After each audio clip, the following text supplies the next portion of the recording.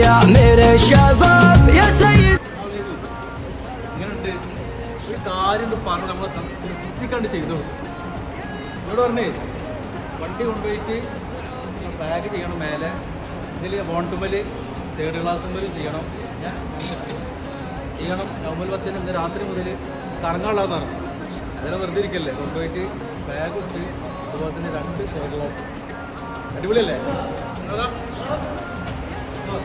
مثل جناب يلي طموحك للسحاب هذا السعودي فوق فوق. അവൻ്റെ ആഗ്രഹമാണ് അല്ലേ നമ്മളിവിടെ ഇത്ര ചെയ്യാൻ പറ്റും ക്ലാസ് ബാഗ് മുന്നിൽ വെച്ചെടുത്തു